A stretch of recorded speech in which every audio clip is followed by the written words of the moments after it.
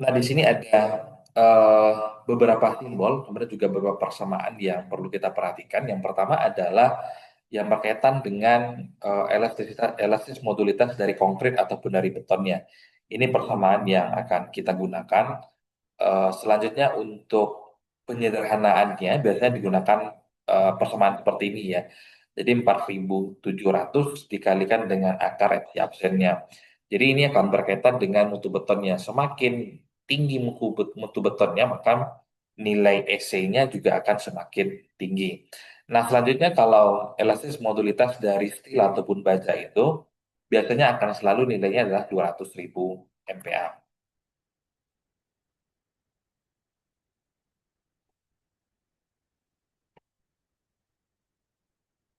Nah, kemudian selanjutnya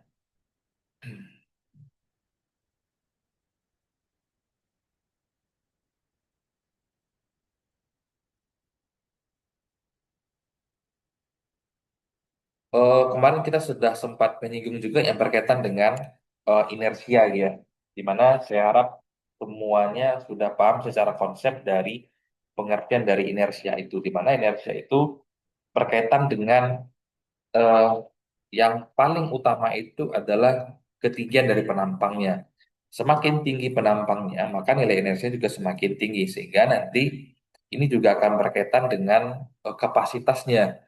Jadi semakin besar nilai inersianya, maka kemampuan dari si penampang kolom ini juga akan semakin tinggi. Kemarin kita sudah sempat eh, gambarkan bagaimana perbandingan antara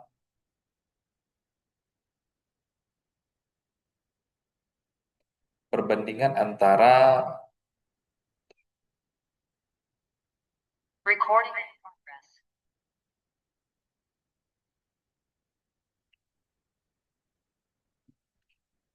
Nah, perbandingan inersia dari penampang yang memiliki penampang yang berbeda gitu ya. Kita coba ingat kembali di minggu kemarin kita sudah sempat membahas perbandingan bentuk penampangnya. Yang satu bentuk penampangnya seperti ini, yang satu bentuk penampangnya seperti ini. Di mana yang membedakan itu adalah nilai dari H-nya. Kalau ini H, berarti ini sisi lebarnya sama dengan B gitu ya. Ini B, kemudian ini adalah bagian dari H-nya. Nah, itu yang menjadi alasan terutama untuk penampang balok gitu ya. Mengapa dalam melakukan desain itu lebih banyak memilih gambar yang B seperti ini. Karena memang secara inersia, kalau secara umum kan inersia itu persamaannya adalah 1/12 BH pangkat 3. Jadi semakin tinggi hanya ini, maka inersianya juga semakin tinggi. Cara secara logika yang paling gampang mengingatnya adalah ketika kita akan membandingkan misalnya antara sebuah balok ketika kita fungsikan sebagai jembatan seperti ini ya. Kemudian sebuah papan yang sama kita fungsikan juga sebagai jembatan. Jadi akan terjadi lendutan pada permukaan balok tersebut seperti di sini misalnya. Nah, akan tetapi untuk penampang yang memiliki nilai inersianya paling kecil, maka nilai lendutan ini menjadi lebih besar. Nilai lendutannya menjadi lebih besar. Nah, itu yang menjadi alasan mengapa pentingnya dalam memperhatikan besaran inersia yang terjadi pada sebuah kolom. Nah, di sini ada beberapa persamaan ya yang akan kita gunakan nanti, di mana untuk menghitung faktor nilai mu-nya ini, maka nilai EI-nya dari balok dan kolom ini harus diperhitungkan dan momen ini saya dapat direduksi sebagai berikut. Yang pertama adalah untuk elemen struktur tekan berupa adanya kolom, persamaan yang kita gunakan untuk menghitung besaran inersianya adalah I sama dengan 0,7 dikalikan dengan IG-nya. Selanjutnya untuk struktur tekan berupa dinding geser, nah kemudian juga diasumsikan tidak akan ada keretakan di sana.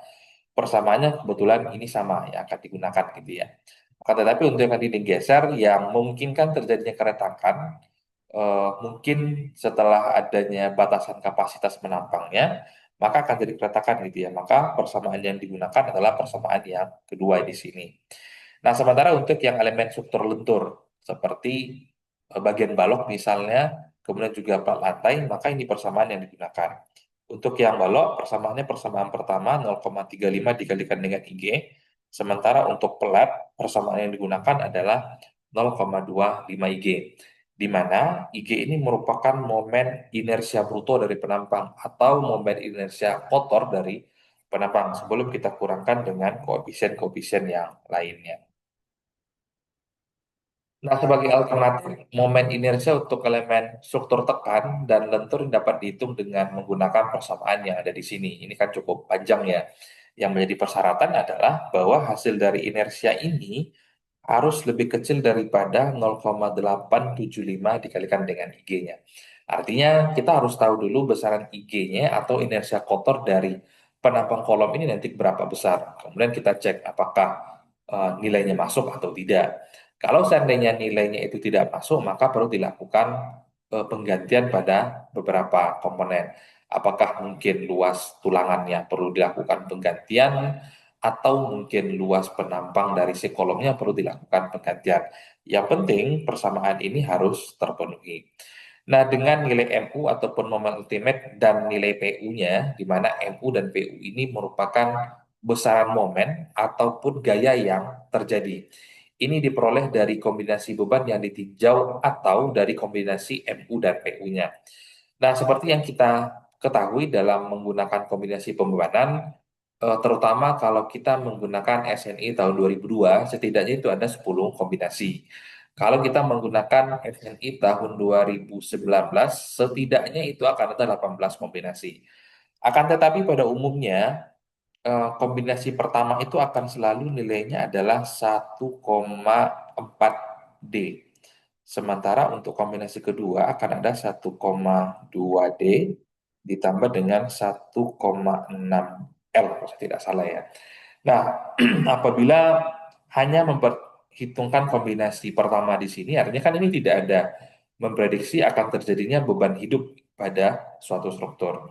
Nah, yang menjadi selalu digunakan di dalam perhitungan minimal itu adalah kombinasi yang kedua. Ini juga sudah pernah kita bahas dulu di mata kuliah struktur beton satu kalau nggak salah ya. Mudah-mudahan juga di struktur baja sudah dibahas juga ya. Nah, kemudian untuk yang elemen struktur lentur ini persamaan yang akan digunakan untuk menghitung berapa besaran inersianya. Jadi memang ada perbedaan persamaan yang akan digunakan. Kita coba lanjutkan ke.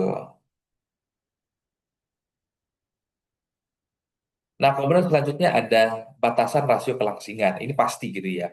Nah, ini kan harus ditetapkan terlebih dulu kira-kira batasan-batasan dari rasio ini pada angka berapa. Karena apabila ini tidak dibatasi, tentu kita tidak memiliki patokan ini dalam perhitungan sampai angka berapa gitu ya. Nah, batasan antara kolom panjang dan kolom pendek ini ditentukan oleh rasio kelangsingannya. Batasan tersebut ini diberikan pada pasal 6.2 dan 6.5 tentang perencanaan dari beton bertulang, terutama untuk perencanaan kolom gitu ya, yang menyatakan bahwa efek kelangsingan ini boleh diabaikan untuk yang pertama adalah untuk elemen struktur tekan yang bergoyang. Apabila di sini ada persamaan yang harus diketahui, di mana ada nilai KLU dibagikan dengan nilai eh, kelangsingannya, nilai rolliness dibagikan di hari ini harus lebih kecil daripada nilai 22. Kemudian pada poin kedua, elemen struktur tekan tak bergoyang apabila dia terletak di antara besaran dari KLU dibagikan dengan R atau lebih kecil daripada 40. Nah, di mana M1 dan M2 ini merupakan momen ujung terfaktor pada bagian kolom. Misal kita punya kolom seperti ini, jadi akan ada momen yang terjadi di sini. Jadi ada momen M1 dan ada momen M2 yang bekerja di sana. Di mana dalam ketentuannya adalah M2-nya harus lebih besar daripada M1-nya. Di mana rasio perbandingan antara M1 dengan M2 ini bernilai positif apabila keterjangkauan tunggal, kelengkungan tunggal dan bernilai negatif bila terjadi kelengkungan ganda. Nanti ini lebih jelas ketika kita akan membahas contoh soal gitu ya. Ini adalah bentuk kelengkungan yang terjadi, yang gambar pertama di sini, gambar A di sini. Ini merupakan kelengkungan tunggal. Kemudian untuk yang gambar B sini, ini merupakan kelengkungan ganda. Nah, kira-kira dari dua gambar yang ada di sini, perbedaannya apa? Saya mau coba tanya satu beberapa orang. Kira-kira apa nih yang membedakan dari dua buah gambar di sini? Ini kan ada dua buah, katakanlah sebuah kolom ya. Nah, di sini ada yang kelengkungan tunggal dan ada kelengkungan ganda. Kira-kira bedanya apa? Coba Dwi Nanda gimana? Bedanya apa nih dari dua gambar yang ada di sini? Yang gambar A di sini adalah kelengkungan tunggal, kemudian yang B adalah kelengkungan ganda. Bedanya apa dari dua gambar yang ada di sini?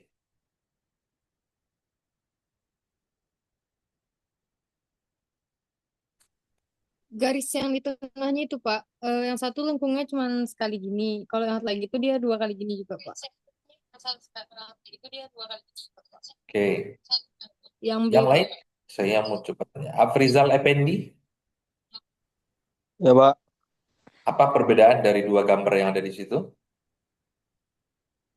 Kalau dari gambar yang bikin beda lengkungan ya, Pak. Lengkungan yang terjadi. Nah, apa perbedaannya? Gambar pertama, gambar dua gimana? Gambar pertama cuma ada satu lengkungan, Pak. Terus yang gambar kedua itu ada dua lengkungan, Pak. Nah, artinya begini, jadi ketika ada beban yang bekerja pada sebuah kolom, kemudian dalam perencanaan strukturnya sudah kita tetapkan ya, apakah nanti ada kelengkungan tunggal atau kelengkungan ganda, maka reaksi yang akan terjadi pada kolom itu juga akan berbeda gitu ya. Sama dengan misalnya ketika kita akan menekan sebuah roll, kita berdirikan roll itu misalnya, kemudian kita tekan, beban yang 10 ton akan berbeda dengan beban yang 20 ton. Reaksinya akan berbeda terhadap bagian kolom tersebut. Nah, secara logikanya seperti itu. Nah, kemudian ini juga akan berkaitan dengan tumpuan yang akan diasumsikan pada bagian kolom tersebut. Nah, seperti yang kita bahas sebelumnya, tumpuan yang paling kaku itu adalah tumpuan dari tumpuan jepit gitu ya.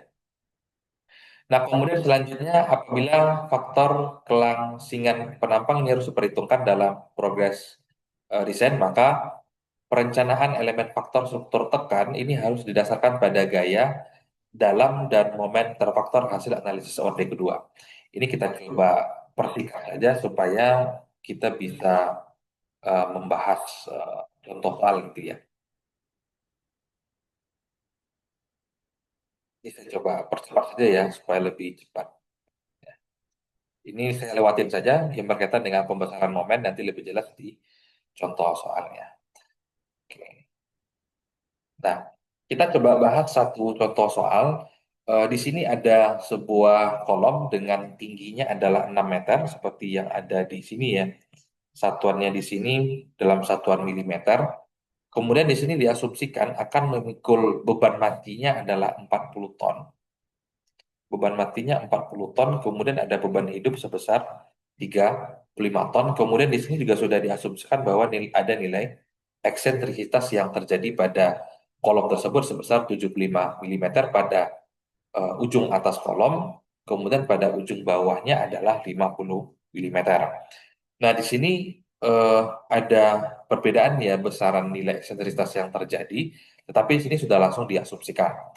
Kalau kita lihat dari tumpuan yang ada di sini, tumpuannya adalah tumpuan sendi gitu ya. Nah, di sini kita diminta hitung momen rencana untuk kolom tersebut.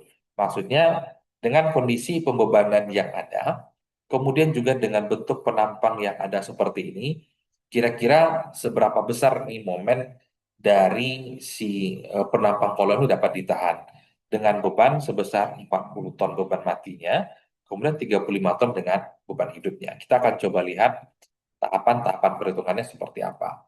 Langkah pertama yang dilakukan adalah cek terlebih dulu jenis kolomnya. Ini masuk dalam kolom langsing atau kolom pendek gitu ya. Kalau seandainya dia masuk ke dalam kolom langsing, maka kita bisa gunakan tahapan-tahapan dalam kolom langsing. Tetapi kalau dalam perhitungan ternyata dia kolom pendek, maka balik lagi ke pertemuan-pertemuan kita sebelumnya, bagaimana tahapan-tahapan dalam melakukan perencanaan kolom pendek. Nah, persamaan yang kita gunakan adalah KLU dibagikan dengan nilai R-nya, di mana tadi sudah ada diberikan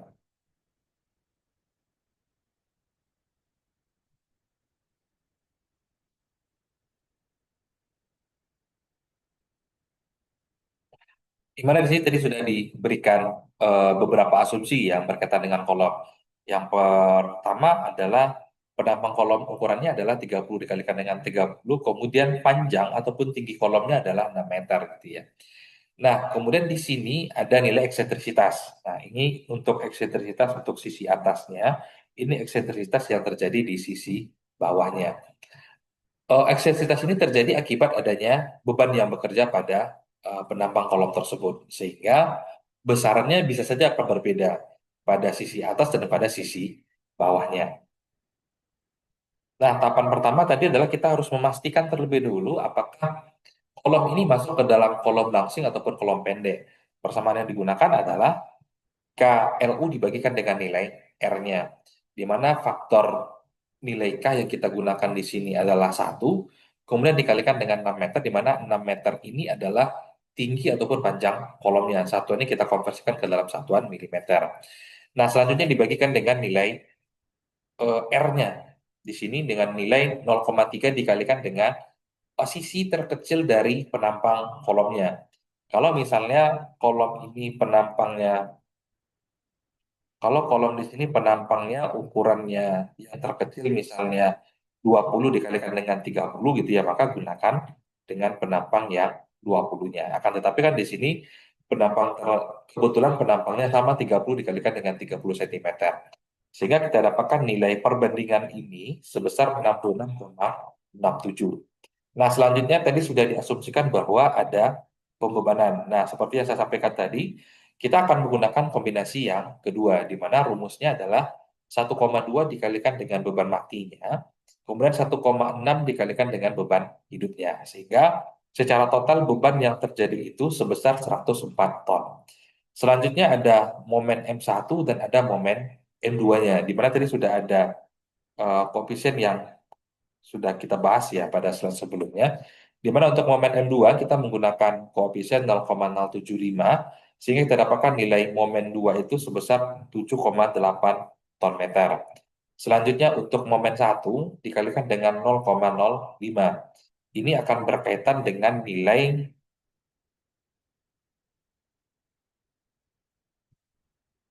ini akan ada kaitan dengan nilai eksentrisitas yang terjadi. Nah, ini dikalikan dengan nilai eksentrisitas yang pertama. Untuk yang sisi atas nilainya adalah 75 milimeter. Kalau kita konversikan ke dalam satuan meter, ini sama dengan 0,0075 untuk momen keduanya. Kemudian M1-nya dikalikan dengan 0,005. Bagaimana jika seandainya eksentrisitas ini belum diasumsikan? Maka mau tidak mau harus dilakukan perhitungan gitu ya. Pada pertemuan-pertemuan sebelumnya kita sudah sempat bahas bagaimana tahapan dalam melakukan perhitungan dari eksentrisitas.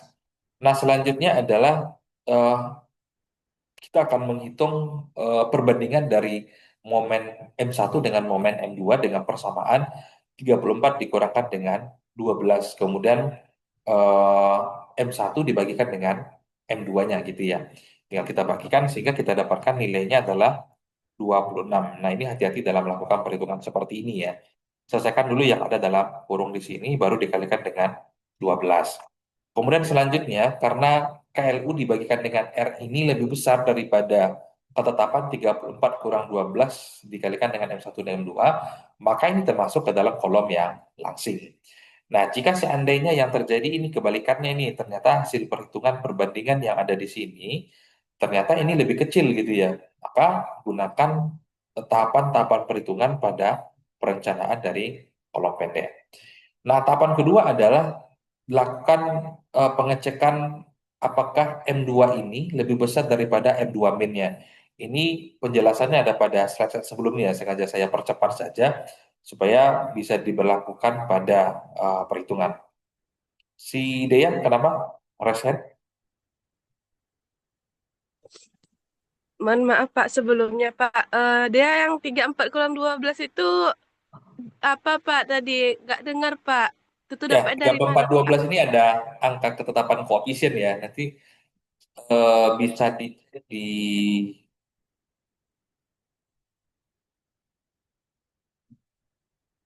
sengaja saya lewatin tadi supaya bisa langsung ke dalam perhitungan gitu ya. Itu merupakan angka koefisien ya yang langsung bisa digunakan ke dalam perhitungan. Yang penting nanti yang perlu diperhatikan di sana adalah besaran M1 dan M2-nya di sana. Nah, kemudian tahapan yang kedua adalah cek apakah M2 ini lebih besar daripada M2 min-nya. Di mana persamaan yang digunakan itu adalah PU dikalikan dengan I5, kemudian ditambahkan dengan 0,003 dikalikan dengan H-nya.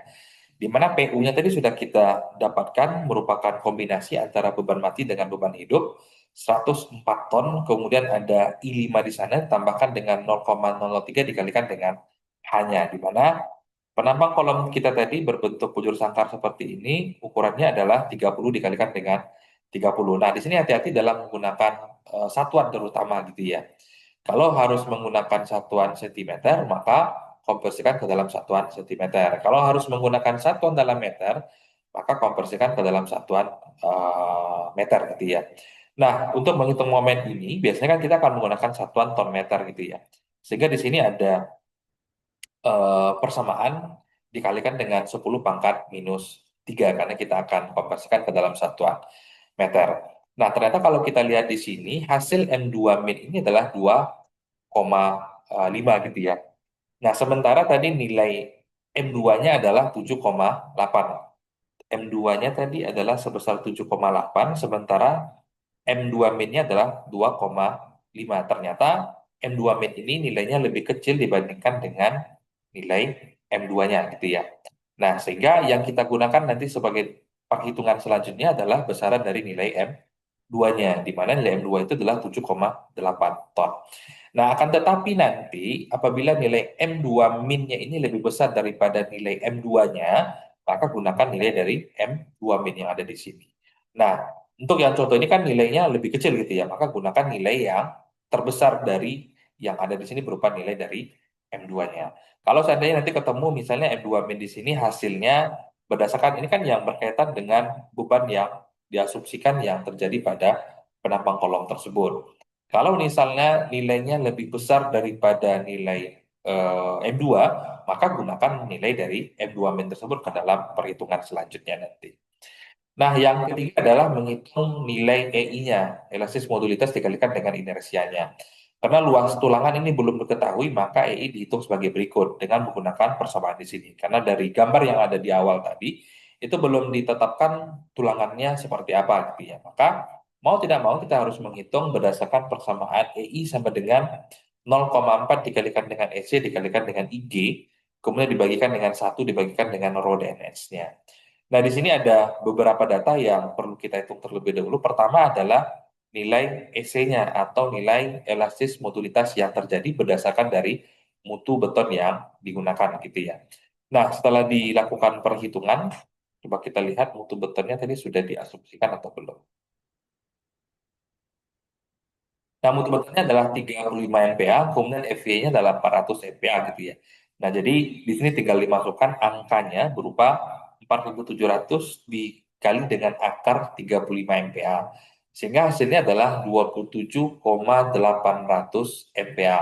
Kalau kita konversikan ke dalam satuan ton meter itu setara dengan 2,78 dikali dengan 10 pangkat 6 gitu ya. Nah, selanjutnya adalah menghitung berapa besaran IG atau inersia bruto yang terjadi. Nah, ini kan sama dengan persamaan yang sudah kita bahas di minggu kemarin ya, di mana inersia itu adalah 1/12 BH pangkat 3. Persamaannya seperti itu gitu ya. Nah, ini sudah disederhanakan menjadi BH pangkat 3 dibagi dengan 12. Ini kan sama saja ya, kalau ini kita eh, hilangkan, itu menjadi BH pangkat 3 dibagikan dengan 12. Sehingga kita dapatkan nilai IG-nya atau inersia kotornya itu sebesar 0,00675 mm pangkat 4 di sini ya. Mengapa dalam satuan meter? Karena kan di sini dalam satuan meternya 0,3 ya. Kalau di sini seandainya dibikin dalam bentuk 300 mm, 300 berarti itu dalam satuan milimeter. Nah, selanjutnya adalah nilai rho dan S-nya digunakan persamaan 1,2 dikalikan dengan 40 dibagikan dengan 104. Ini berkaitan dengan eh, besaran beban yang akan terjadi gitu ya. Sehingga kita dapatkan nilai rho-nya itu adalah sebesar 0,46 gitu ya. Nah, yang yang data digunakan di sini adalah berupa nilai bebannya ya, yang 104 yang ada di sini, kemudian 1,2 dikalikan dengan 40. Ini merupakan koefisien baku yang digunakan dalam menghitung nilai Rho dan S-nya. Selanjutnya adalah untuk nilai EI-nya, kita gunakan persamaan yang ada di sini untuk menghitung berapa besaran nilai EI-nya. Dari angka-angka yang sudah ada nilainya, ini dimasukkan ke dalam persamaan yang ada di sini. Sehingga kita dapatkan nilai inersia atau nilai EI-nya itu sebesar 504,11 ton meter pangkat 2. Nah, tahapan yang keempat adalah menghitung momen desainnya seperti apa dengan menggunakan persamaan MC sama dengan DNS dikalikan dengan N pangkat 2 gitu ya. Nah, cara membaca di sini bervariasi ya. Simbol yang seperti ini dikalikan dengan M2-nya, di mana di sini persamaan yang pertama kali kita hitung adalah menghitung nilai CM-nya terlebih dahulu. Ini sengaja saya lewatin, nanti bisa dicek dalam slide sebelumnya ya, CM itu apa gitu ya. Di mana rumus yang digunakan adalah 0,6 ditambahkan dengan 0,4 dikalikan dengan M1 dibagikan dengan M2-nya. Nah, sehingga di sini kita dapatkan nilainya sebesar 0,8667 untuk nilai CM-nya. Nah, tahapan berikutnya adalah menghitung nilai PC-nya, di mana persamaan yang kita gunakan, persamaan yang ada di sini. Di sini memang sangat berbeda sekali jika dibandingkan dengan kolom pendek ya yang sudah kita bahas pada beberapa pertemuan sebelumnya. Sehingga kita dapatkan nilai PC-nya itu adalah sebesar 140,95 ton. Nah, selanjutnya baru kita bisa menghitung berapa nilai. Nah, baru kita bisa menghitung nilai dari DNS yang ada yang di sini dengan menggunakan persamaan CM sama dengan CM dibagi dengan 1 dikali dikurang dengan PU dibagikan dengan 0,75 dikalikan dengan nilai isinya. Sehingga kita dapatkan nilai DNS yang dari sini adalah sebesar 5,4. Nah, kalau kita lihat nilai DNS ini kan nilainya terlalu besar ya, lebih dari angka 5. Oleh karena itu perlu dilakukan redesign dengan menggunakan ukuran penampang kolom yang lebih besar. Supaya ini nanti bisa dibawa, kalau saya tidak salah nilai ini harus di bawah dari angka 4 kalau saya tidak salah dalam standar yang ada di situ. Nah, bagaimana untuk memperkecil nilai rasio yang ada di sini? Tentu dengan mengganti penampang kolom yang lebih besar gitu ya. Nah, misalnya ini kan sama, misalnya kalau kita logikakan dengan tekukan yang terjadi. Misal dengan penampang 30-30 tadi misalnya, tekukan yang terjadi itu misalnya seperti ini nih, ini cukup besar gitu ya. Nah, kemudian kita akan memperbesar penampangnya, misal dengan mengganti ukuran 50 dikalikan dengan 50. Nah, sehingga nanti tekukan yang terjadi itu menjadi lebih kecil, kemudian juga masih masuk dalam rank batasan-batasan yang ada gitu ya. Nah, umumnya batas maksimum itu adalah sampai dengan 2. Paling maksimal itu adalah sampai dengan 2. Jadi karena 5 ini kan sudah lebih dari 2 kali lipatnya, maka mau nggak mau, kita harus melakukan penggantian penampang kolom yang jauh lebih besar. Kalau tadi kan kolomnya kita gunakan adalah 30 dikalikan dengan 30, nanti bisa dicoba dengan menggunakan penampang 50 dikalikan dengan 50. Nah, itu adalah untuk yang contoh soal yang pertama, di mana B rencananya itu adalah dia mampu menahan beban ternyata sampai dengan 140,95 ton. Di mana kalau kita lihat kembali ke atas, dengan adanya kombinasi pembebanan, beban yang terjadi itu hanya sebesar 104 ton. Nah, ini kan lebih kecil daripada B rencananya sebesar 140 ton. Apakah ini memenuhi persyaratan? Artinya kan tidak gitu ya. Dari segi momen ultimate yang akan terjadi 104 ton. Sementara momen rencananya yang akan terjadi adalah 140 ton. Sehingga kalau kita kembali ke sini nilainya memang jadi tidak masuk gitu ya. Kalau kita lihat perbandingan di sini dari persyaratan yang ada ini kan sangat jauh sekali, yang seharusnya nilainya itu maksimal sampai dengan 2 gitu ya. Ternyata nilainya sampai dengan 5,4. Wajar gitu ya, karena memang P rencana yang terjadi itu adalah sebesar 140,95 ton. Maka kalau kita lihat perbandingan di sini terlalu besar, maka kita harus mengganti penampang kolom yang juga lebih besar. Nah, sekarang kita akan coba lihat untuk contoh soal yang kedua, di mana di sini ada sebuah penampang kolom persegi dengan ukuran 555 mm dikalikan dengan penampang 500, dikalikan dengan 550 mm yang merupakan bagian dari suatu struktur portal mempunyai tinggi, di mana jadi tinggi kolom ini adalah 5,55 meter. Ini kok sama sekali ya. Lebarnya sama, panjangnya sama, tingginya juga sama gitu ya. Dan tidak dikekang terhadap goyangan. Akibat kombinasi beban gravitasi terfaktor pada kolom bekerja, di sini sudah diasumsikan bahwa sudah ada nilai P ultimate-nya, kemudian juga sudah ada nilai N satunya. Selanjutnya juga sudah diasumsikan ada nilai M2-nya. Jadi P ultimate-nya sudah diasumsikan beban yang akan terjadi, kemudian M1-nya juga sudah diasumsikan, M2-nya juga sudah diasumsikan. Sedangkan akibat beban angin terfaktor di sini juga sudah diasumsikan akibat adanya beban angin. Misal bangunan yang direncanakan ini berada pada radius misalnya 5 kilometer dari bibir pantai gitu ya, sehingga ada pengaruh angin yang cukup tinggi. Nah, sini sudah diasumsikan bahwa ada nilai sebesar 400 kilonewton, kemudian ada M ultimate-nya sebesar 138 kilonewton meter. Nah, sehingga jumlah total beban pada lantai yang terjadi ini bisa kita gunakan seperti di sini ada sigma PU. Ini kita jumlahkan ya dari pembebanan yang sudah diasumsikan tadi sebesar 70.000 kilonewton, kemudian untuk yang PC-nya ini menjadi 140.000 kilonewton. Ini dikonversikan ke dalam satuan kilonewton. Kalau misalnya tadi kan di contoh soal pertama bebannya ton gitu ya. Nah, itu tinggal dikonversikan saja. Di sini juga sudah diasumsikan bahwa FC absennya adalah 35 MPa, kemudian FV-nya adalah 400 MPa. Kita diminta nih mencari kira-kira berapa nih momen DSN yang terjadi. Nah, persamaannya sudah ada pada slide sebelumnya. Tahapan yang pertama adalah kita akan melakukan pengecekan momen maksimumnya. Jadi kita tidak melakukan pengecekan terhadap apakah ini kolom langsing ataupun kolom pendek gitu ya, karena sudah ada data-data diasumsikan di awal. Di mana persamaan yang digunakan sama dengan yang tadi, panjang kolom dibagikan dengan nilai R-nya, di mana R itu merupakan 0,3 dikalikan dengan sisi tinggi dari kolomnya. Bukan tinggi kolom nih ya, panjang kali lebar maksudnya seperti di sini. Ini kan kebetulan 55 dikalikan dengan 55 cm tadi ya. Kebetulan sama, kalau kita gunakan satuan meter, maka ini konversikan ke dalam satuan meter 0,55. Nah, selanjutnya kita akan membandingkan, lihat perbandingan dari LU dibagikan dengan R ini, dibagi dengan nilai akar PU, dibagikan dengan FC absen, dibagikan dengan AG-nya.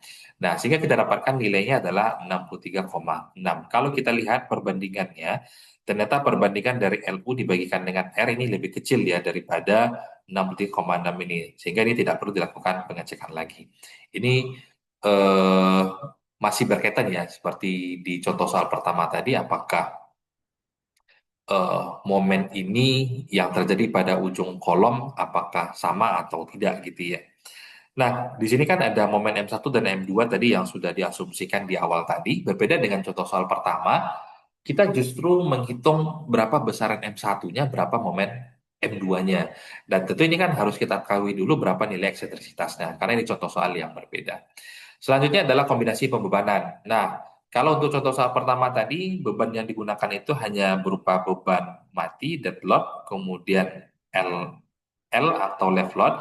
Akan tetapi di sini tadi sudah diasumsikan adanya beban angin atau wind yang bekerja di sini, sehingga besaran momen ultimate yang akan terjadi ini juga akan berbeda. Di mana kalau kita gunakan di sini ada kombinasi pembebanan dengan menggunakan persamaan U sama dengan 0,75 dikalikan dengan 1,2D. Kalau ingin melihat nilai angka 1,2D ini silakan dilihat di SNI gitu ya. Biasanya kalau untuk beban mati akan dikalikan dengan 1,2, kemudian beban hidup akan dikalikan dengan 1,6, kemudian di sini juga beban angin dikalikan dengan 1,6. Ini merupakan kombinasi pembebanan yang digunakan. Apakah boleh menggunakan kombinasi beban yang lain? Boleh. Seperti saya sampaikan tadi, untuk SNI 2002 setidaknya akan ada 10 kombinasi pembebanan. Itu belum termasuk, untuk yang di sini belum termasuk beban gempa yang terjadi gitu ya. Nah, kita bisa menggunakan beberapa kombinasi. Akan tetapi ketika kita diminta misalnya melakukan desain terhadap suatu bangunan gitu ya. Kalau kita menggunakan semua kombinasi pembebanan yang ada, misalnya kombinasi 1 sampai dengan kombinasi 20 misalnya seperti itu ya. Hasil hitungannya akan bagus, akan tetapi penampang dari hasil perhitungan ini akan menjadi besar biasanya.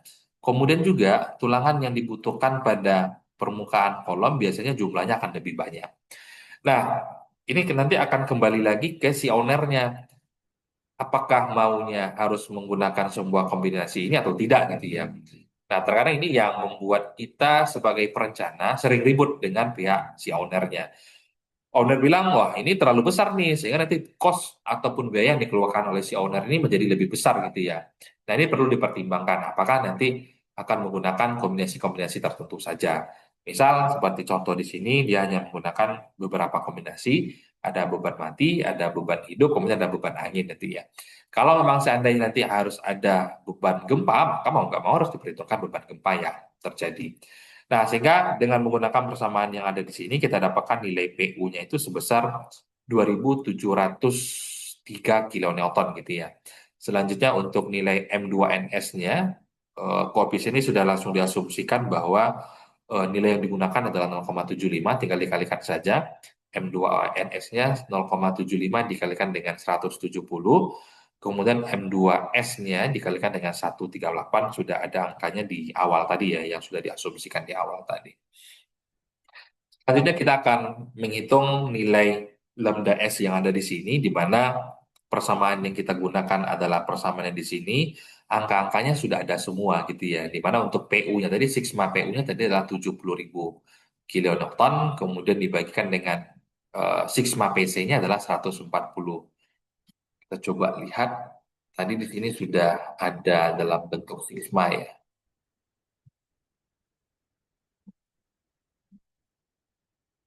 Nah, di sini sudah ada sigma PU-nya adalah 70.000 kilonewton, kemudian sigma PC-nya adalah 140.000 kilonewton. Nah, angka ini akan kita gunakan ke dalam perhitungan yang ada di sini. Nah, ternyata kita dapatkan nilainya adalah 3. Ternyata ini kan lebih besar daripada 1. Kalau seandainya dia kurang dari 1, artinya kan beban yang terjadi di sini terlalu besar. Sehingga secara kapasitas penampang ini tidak mampu dia menopang pembebanannya nanti. Nah, apabila misalnya nilainya lebih kecil daripada angka 1, maka cek lagi pembebanannya. Cek lagi pembebanannya, apakah mungkin kombinasi yang digunakan itu terlalu besar, atau mungkin ini akan berkaitan lagi nanti dengan momen yang akan terjadi gitu ya. Nah, itu yang perlu diperhatikan. Selanjutnya adalah menghitung nilai M2-nya dengan menggunakan persamaan M2NS-nya ditambahkan dengan delta S dikalikan dengan M2S-nya, di mana nilainya tadi adalah 3 yang ada di sini dikalikan dengan nilai M2S-nya sebesar 103,5 tadi. Sehingga kita dapatkan nilai momen M2 terbaru di sini setelah adanya kombinasi pembebanan adalah 438 kN meter. Nah, tahapan berikutnya adalah lakukan cek stabilitasnya seperti apa. Seperti tadi, apakah dia lebih dari 2 atau tidak gitu ya. Nah, penampang kolom ini tidak memadai, jadi kolom harus diperbesar atau diperkaku. Nah, ternyata kan di sini setelah dilakukan pengecekan, di sini tidak diberikan perhitungannya. Secara perhitungan seharusnya dilakukan pengecekan sama seperti di sini nih, menggunakan persamaan yang ada di sini. Untuk mendapatkan apakah ini lebih kecil daripada nilai angka 2 gitu ya. Kalau dia lebih besar daripada angka 2, sama dengan yang tadi, maka penampang kolomnya terlalu kecil. Tetapi kalau nilainya lebih kecil daripada angka 2, maka itu sudah cukup. Nah, ini kan sama case-nya, contoh soal 1 dan 2 ini, ternyata nilai perbandingan dari nilai delta S-nya ini ternyata lebih besar daripada angka 2. Ini nanti bisa dibuktikan saja ya, perbandingannya dengan menggunakan persamaan yang sama yang ada pada contoh soal pertama sini tadi. Persamaan kita gunakan di sini. Nanti kan kita harus menghitung CM terlebih dahulu. Kalau PU dan PC ini kan tadi sudah ada ya. Kemudian dibandingkan kira-kira apakah nilainya lebih besar daripada angka 2. Nah, kalau angkanya lebih besar daripada angka 2, sama dengan yang tadi, jadi tekukan yang terjadi pada kolom ini akan cukup besar gitu ya. Misalnya dengan penampang tadi 55 dikalikan dengan 55 gitu ya. Misalnya tekukan yang terjadi seperti ini nih. Kemudian setelah kita perbesar penampang dari kolomnya, bisa saja misalnya penampangnya menjadi seperti ini. Yang penting tadi kan ada persyaratan bahwa nilai delta S yang ada di sini ini harus lebih kecil daripada angka 2-nya. Apabila ini tidak terpenuhi, maka ganti penampangnya. Nah, kalau penampangnya sudah diganti, tentu perhitungannya juga akan dilakukan cross check ulang tahapan-tahapannya sama dengan yang ada di contoh soal kedua tadi. Oke. Nah, kemudian sebelum kita lanjut ke contoh soal yang ketiga, silakan jika ada yang ingin ditanyakan terlebih dulu untuk contoh soal pertama dan kedua. Mungkin ada yang bertanya-tanya gitu ya, koefisien-koefisien ini datangnya dari mana? Ini sudah ada dalam slide yang ada di sini, tahapan-tahapannya. Saya sengaja lewatin karena kalau nggak dilewati cepat mungkin hari ini tidak bahas tentang contoh soal gitu ya. Di sini sudah ada semuanya. Di sini ada tahapan-tahapan pembesaran, apa namanya, mulai pembesaran momen portal tak bergoyang. Tahapannya di sini sudah ada semua, termasuk nilai EI-nya, termasuk juga pengertian-pengertian yang ada di sini. Nah, ini juga sama untuk yang row DNS-nya juga sudah ada. Sehingga kalau masuk ke contoh soal mungkin ada yang bingung gitu ya. Tapi nanti silakan balik ke slide sebelumnya, sudah ada persamaan-persamaan dari yang kita gunakan dalam melakukan perhitungan perencanaan kolom langsing yang ada di sini. Termasuk ini juga sama ya, ada persamaan-persamaannya untuk menghitung CM-nya di mana DNS-nya seperti apa. Ini juga sama.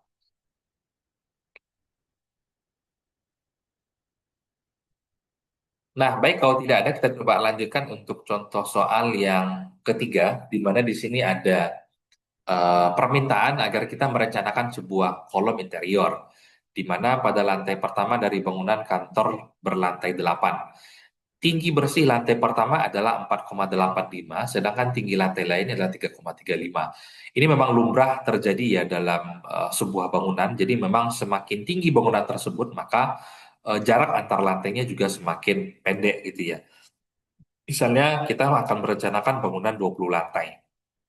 Nah, misalnya untuk lantai 1 sampai lantai 10 tingginya 4 meter gitu ya. Kemudian lantai 10 sampai dengan 15 misalnya ketinggiannya 3,8 meter. Kemudian lantai berikutnya berkurang menjadi 3,3 meter.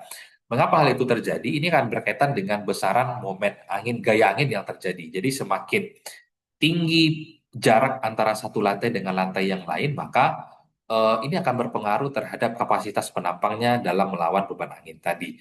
Biasanya paling lumrah seperti itu, semakin tinggi bangunannya, maka lantai paling atas itu juga semakin tinggi. Apakah ini berlaku pada bangunan ruko? Kebanyakan tidak gitu ya. Kalau untuk bangunan ruko ataupun bangunan-bangunan biasa yang kita lihat di sekitar kita, biasanya itu kan disamakan. Misalnya lantai 1 4 meter, lantai 2 dan 3 4 meter gitu ya. Akan tetapi nanti kalau kita akan berbicara tentang bangunan tinggi, semakin tinggi lantainya, maka jarak antar lantainya itu atau ketinggian lantainya itu lagi diperkecil gitu ya. Nah, di mana di sini diberikan perbedaan untuk tinggi lantai pertamanya itu adalah 4,85 meter, sedangkan tinggi lantai yang ada di atasnya 3,35 meter. Ini kolom dianggap merupakan bagian dari portal bergoyang. Nanti silakan lihat lagi di slide sebelumnya kan ada beberapa perbedaan tadi ya. Ada portal yang bergoyang, ada portal yang tidak bergoyang. Kemudian beban-beban yang bekerja pada kolom interior sama dengan contoh soal kedua tadi, ada beban matinya, kemudian ada beban hidupnya, selanjutnya juga ada beban angin yang ada di sini.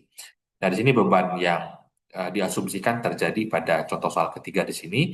Kemudian di sini ada momen lenturnya atau tadi kan sudah kita hitung ada yang momen atas, ada momen 1, ada momen 2 gitu ya.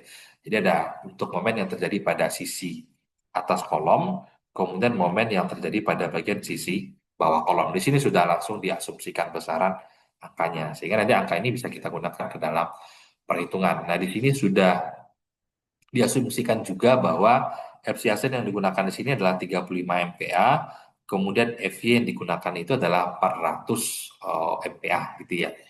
Nah, kemudian ini merupakan ukuran denah bangunannya. Di sini sisi lebar di sini totalnya adalah 18 meter, kemudian sisi panjang di sini adalah 48 meter. Nah, asumsikan bahwa nilai EI dibagikan dengan L untuk balok adalah sebesar 40.700 kN meter.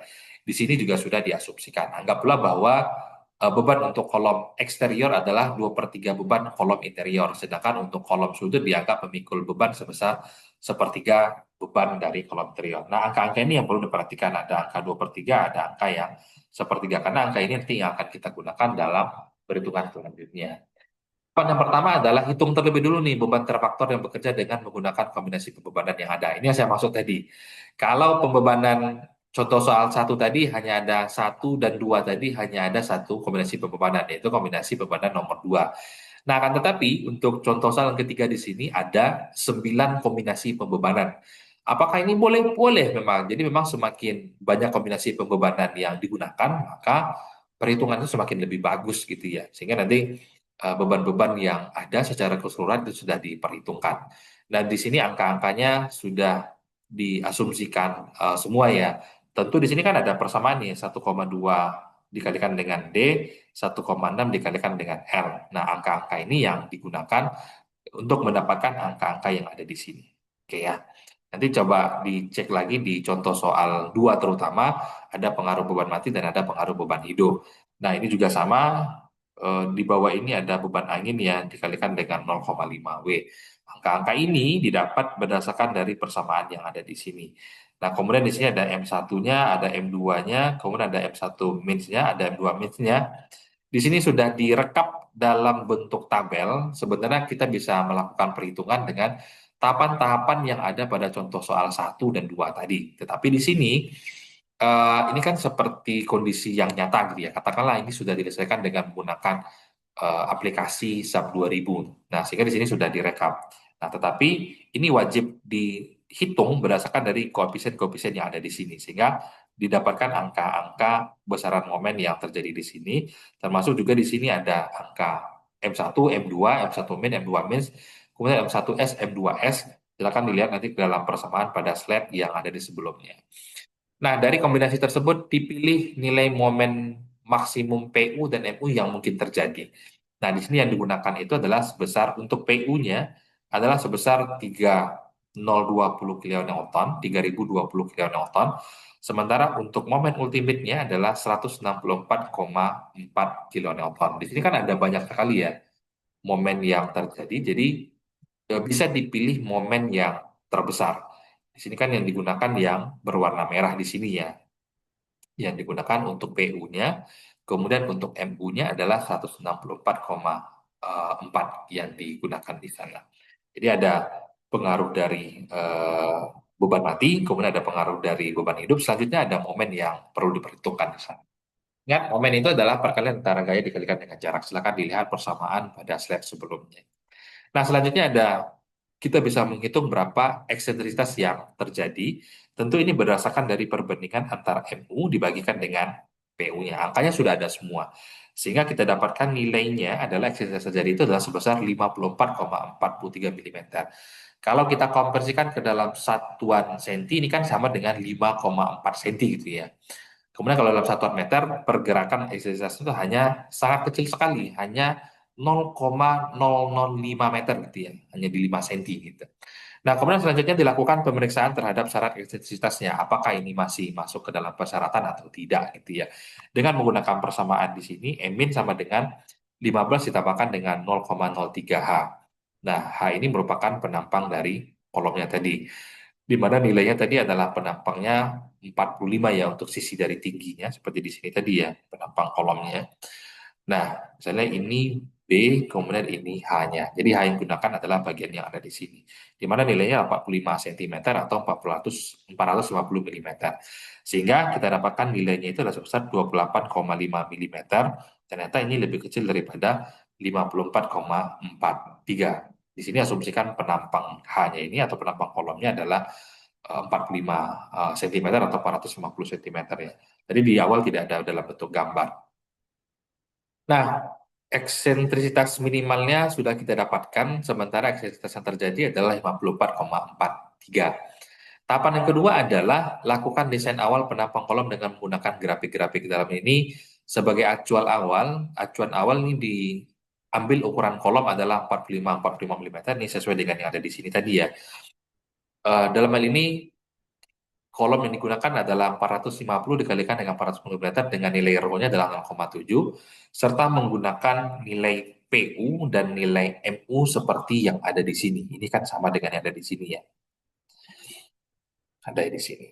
Nah, yang pertama adalah nilai KN dan RN dihitung dengan menggunakan persamaan yang ada di sini. Angkanya sudah ada semua, tinggal dimasukkan ke dalam persamaan ini. Yang perlu diperhatikan adalah karena di sini satuannya kita konversikan sama semua, maka di sini dikalikan dengan 10 pangkat 3 gitu ya. Karena di sini kan satuan awalnya adalah satuan dalam bentuk kilonewton gitu ya. Nah, ini tinggal disamakan dengan yang lainnya.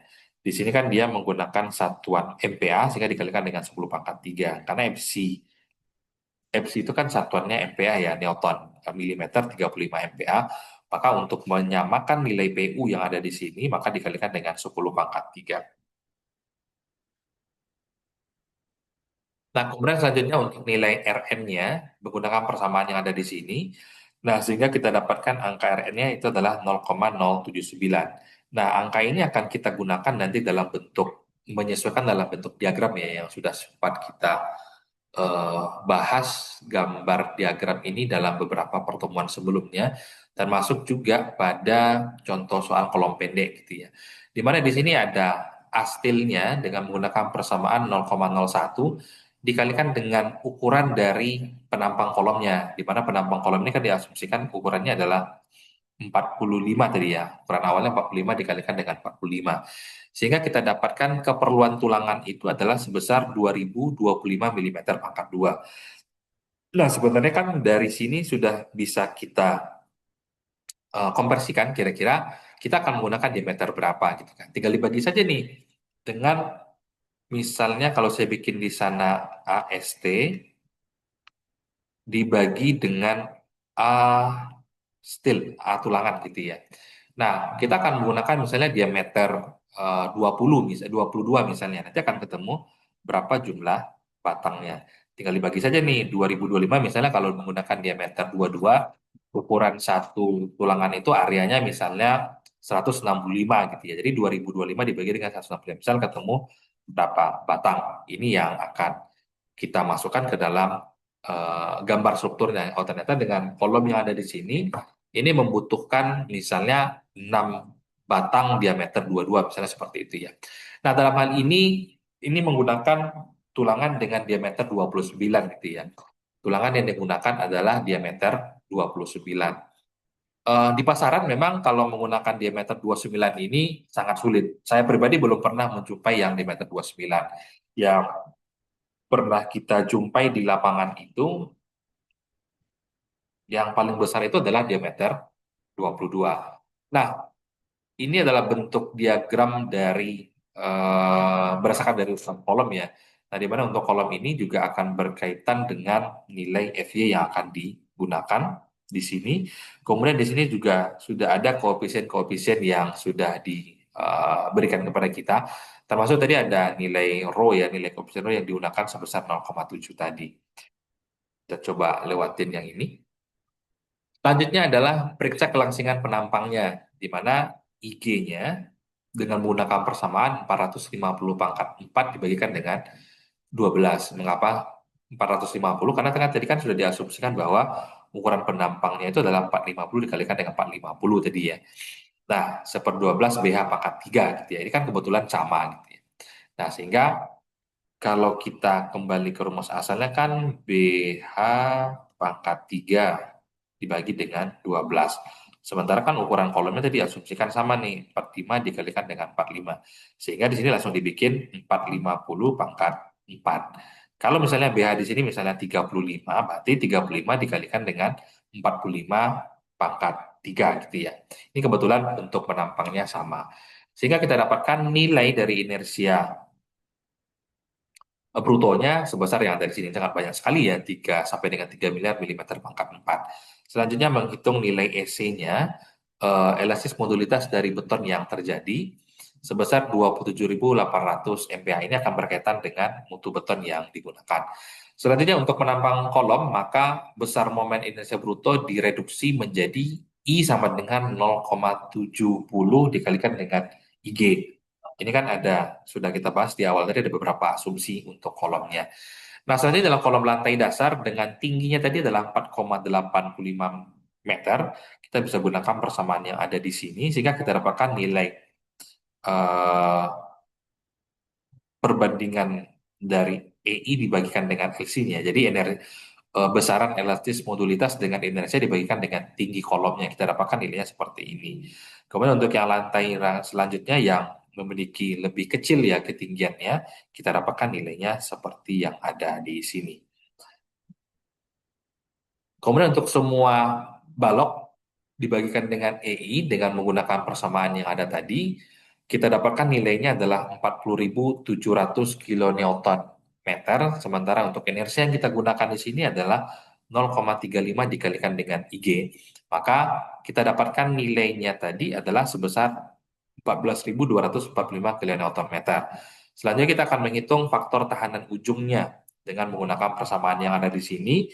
Kita dapatkan nilainya adalah 1,178. Kemudian untuk yang titik B-nya sama dengan 0 karena tidak ada tumpuan jepit. Karena tumpuannya tadi kan diasumsikan sendi-sendi semua ya, sama dengan contoh soal yang kedua tadi.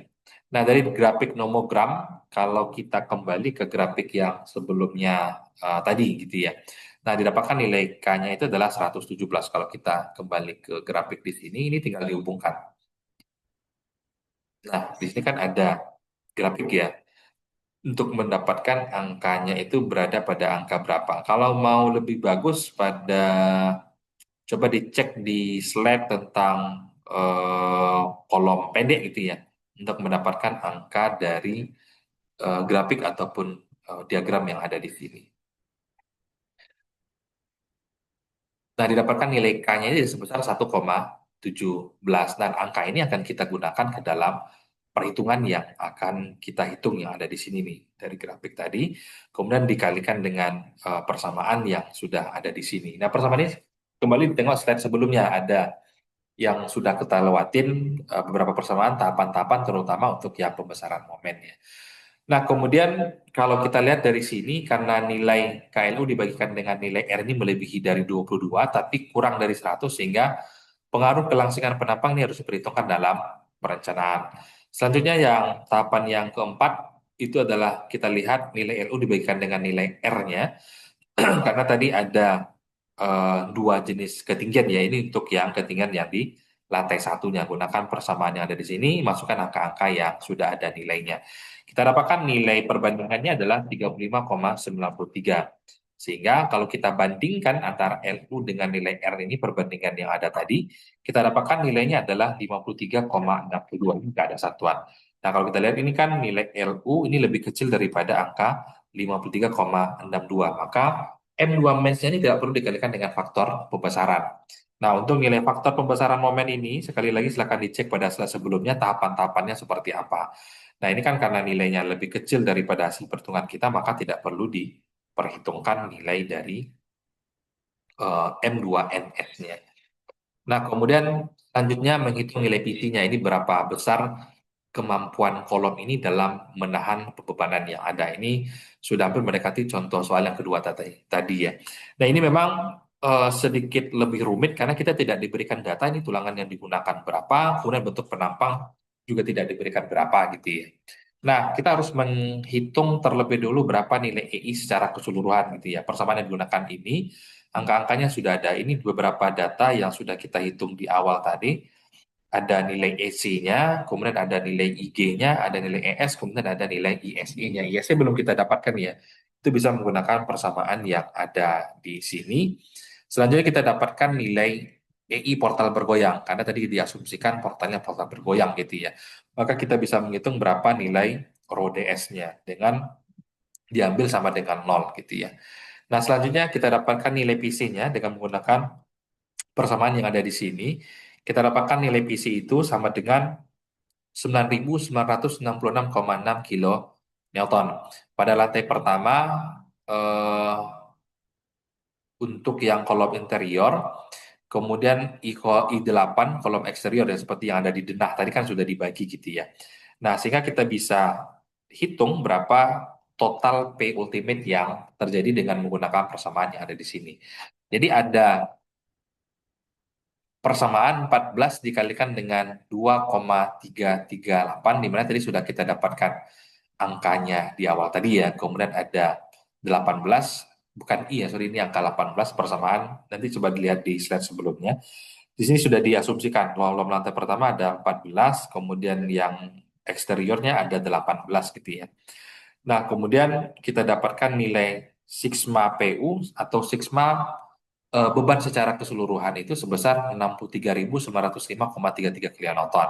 Sementara untuk yang sigma PC-nya atau rencananya itu sebesar 285.709,2 kilonewton. Kemudian dilakukan pengecekan kembali sama dengan yang tadi ya, apakah ini memenuhi persyaratan atau tidak gitu ya. Nah, tahapan keenam adalah menghitung beban rencananya. PU sama dengan 2338 kilonewton, kemudian MU-nya adalah 259,88 kilonewton meter. Sehingga berdasarkan dari perhitungan yang sudah kita dapatkan tadi, kita cek lagi nih eksentrisitasnya seperti apa gitu ya. Ternyata nilainya itu adalah sebesar 111,15. Ini lebih besar daripada Min yang 28,5 yang sudah kita hitung di awal tadi. Nah, pada tahap yang terakhir adalah lakukan analisis penampang dengan nilai PU 2,338, kemudian MU-nya 259,88 yang sudah kita dapatkan di sini angka-angkanya. Nah, sehingga kita bisa menentukan ini hasil akhirnya peroleh seperti apa. Kemudian di sini ada bentuk penampang yang kira-kira dibutuhkan itu nanti seperti apa dengan pembebanan yang ada tadi. Nah, di sini ada momen nominal dikalikan dengan faktor reduksinya sebesar 280,34 kilonewton meter. Nah, di sini memang agak sedikit membingungkan ya untuk contoh soal yang ketiga. Mudah-mudahan di minggu depan bisa kita bahas di contoh soal ketiga ini karena memang juga keterbatasan waktu ya. Mudah-mudahan di minggu depan bisa kita bahas kembali. Baik, sebelum kita tutup perkuliahan kita di pagi hari ini, silakan jika ada yang ingin ditanyakan terlebih dahulu. Saya yakin yang nomor 3 agak bingung gitu ya, karena memang koefisiennya terlalu banyak. Mudah-mudahan minggu depan kita bahas, ada waktu lagi kita bahas di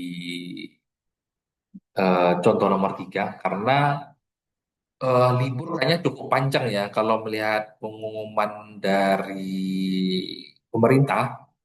Ada yang mengatakan tanggal 22 sudah mulai libur gitu ya. Saya nggak tahu nih dari SCTP seperti apa nanti. Tinggal kita tunggu. Kalau misalnya memang tanggal 22 itu sudah mulai libur, artinya minggu depan itu adalah pertemuan terakhir. Karena ujian semester itu kalau melihat dari kalender akademik itu kayaknya di tanggal 9 ya kayaknya. Itu akan dimulai. Mudah-mudahan masih ada sisa pertemuan kita untuk bisa membahas lagi. Rencana saya untuk yang struktur beton ini akan ada tugas besar, tapi kalau nanti tidak keburu, nanti kita urutkan saja. Oke, ada yang ingin ditanyakan kira-kira sebelum kita tutup pertemuan kita di pagi hari ini? Nanya pasti nomor 3 kan?